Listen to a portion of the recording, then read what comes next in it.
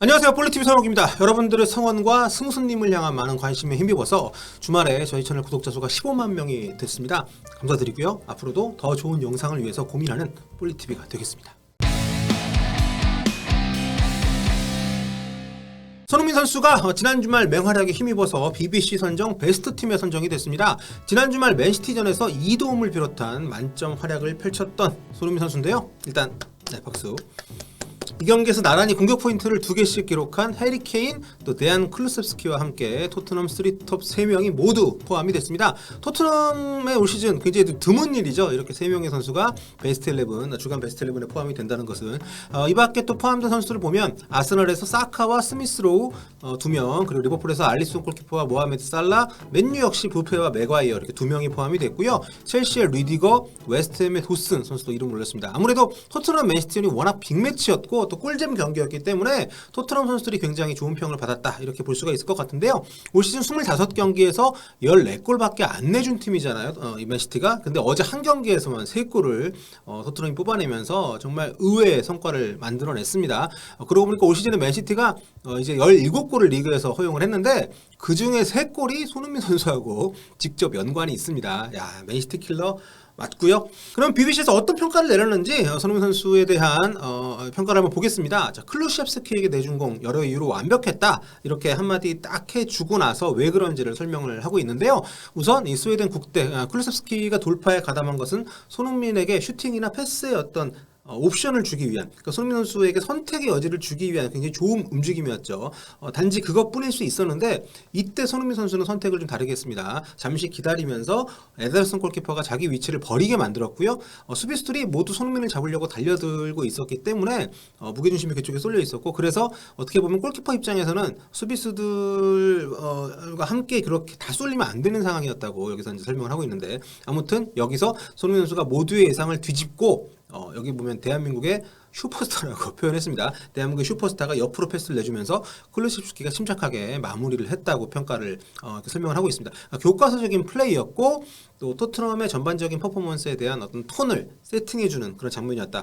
그러니까 이날 카운터 어택 위주로 토트넘이 공격을 했는데 이제 그 부분을 언급을 하는 것 같습니다. 어쨌든 이날 이타적인 플레이일 뿐만 아니라 좀 더 확률 높은 선택을 하면서 손흥민 선수가 어떤 개인적인 어떤 성과보다는 팀의 성과를 위해서 몰입하는 그런 선수라는 것을 확실히 보여줬다는 거. 여기에 또 언급이 되어 있죠. 팀에 대한 기여도, 케인과의 파트너십 대단했고 클루셉스키에게는 훌륭한 서포팅, 조연의 역할도 출중하게 해냈다. 이렇게 또 극찬을 했습니다. 그러니까 주로 이 장면이 굉장히 많이 회자가 되고 있습니다. 분명히 아주 대단한 그런 장면이고, 이 한 장면을 통해서 손흥민 선수가 갖고 있는 팀 플레이어로서의 가치가 돋보였기 때문인데, 근데 손흥민 선수가 이 클루셉스키에게 완벽한 찬스를 열어줬던 이 이타적인 플레이에 칭찬이 집중되고 있긴 합니다만, 사실 이날 손흥민 선수가 팀에 기여한 것은 이보다 훨씬 많습니다. 특히 공격, 카운터 어택을 쓰는 팀의 손흥민이 왜 중요한지를 정말 시시각각 보여줬었는데, 이 장면에서만 빛이 난 건 아니고, 만약에 이 장면이 전부였다면 이렇게 베스트 팀에도 포함이 안 됐을 겁니다. 왜냐하면 어쨌든 골이 없었기 때문에 공격수인데. 근데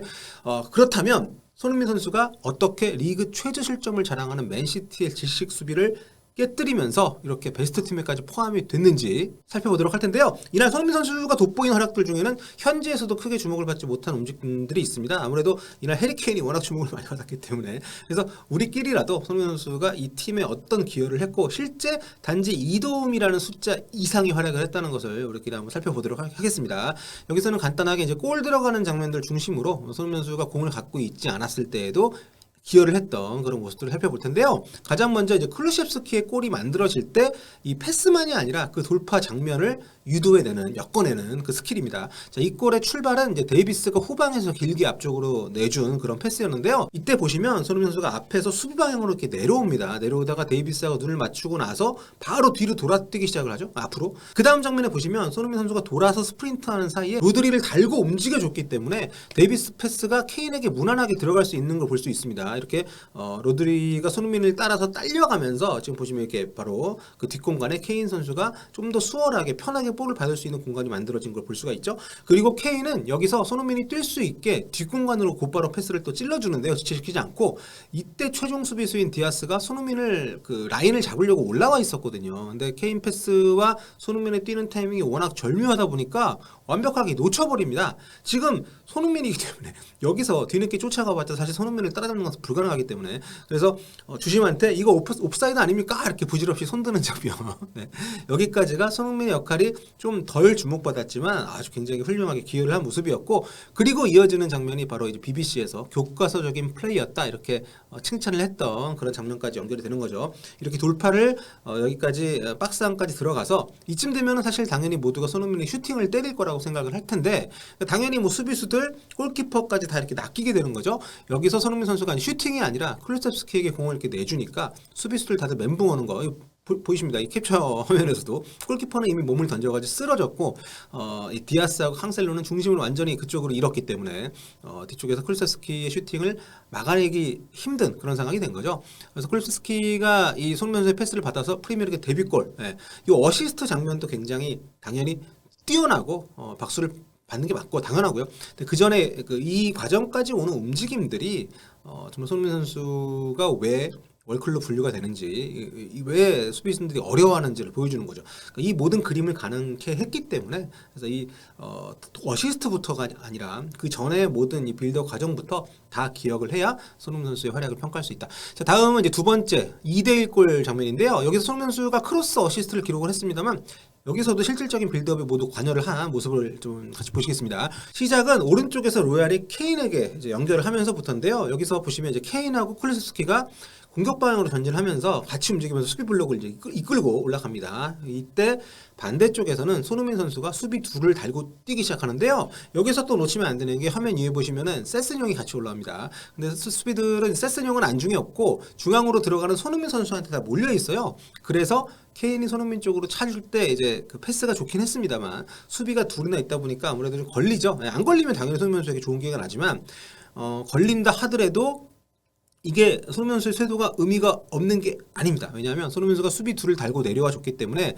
이렇게 한참 뒤에서 올라오던 세세뇽이 굉장히 여유 있게 볼을 따낼 수 있는 상황이 연출이 됐거든요. 그러니까 안정적으로 볼을 특히 이제 압박을 받을 때 볼을 안정적으로 간수할 수가 없는 세세뇽이기 때문에 이렇게 손흥민 선수가 많이 확보를 시켜준 공간에서 좀 더 좀 안정적으로 볼을 갖출 수가 있는 거죠. 그러니까 진짜 손흥민 선수가 이렇게 공간을 만들어준 게 진짜 도움이 된 겁니다.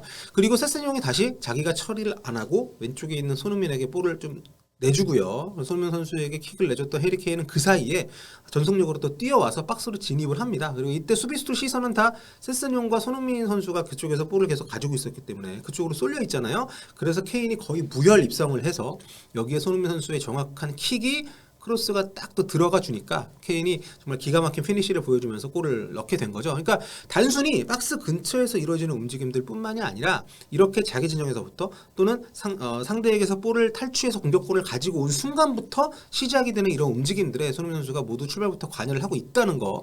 그래서 단순히 공격 포인트만으로는 집계가 안 되는 손흥민 선수의 이런 기여도가 굉장히 높다. 이런 모습들이 바로 손흥민을 월클로 인정을 받게 하는 그런 모습이라는 거 다시 말씀을 좀 드리고 싶었습니다. 어쨌든 이 맨시티전 정말 경기도 재밌었습니다만 모두가 기대치가 낮은 상황에서 대단한 성과를 냈었기 때문에 정말 손흥민 선수를 응원하는 많은 국내 팬들께서도 정말 아직까지도 가슴이 좀 뭉클 내지는 뛰실 것 같은데 손흥민 선수의 활약 이번 주중에 또 번리전 또 주말에 리즈전까지 계속 이어졌으면 좋겠습니다. 자 오늘 여기까지 할게요. 네, 다음 시간에 뵙겠습니다.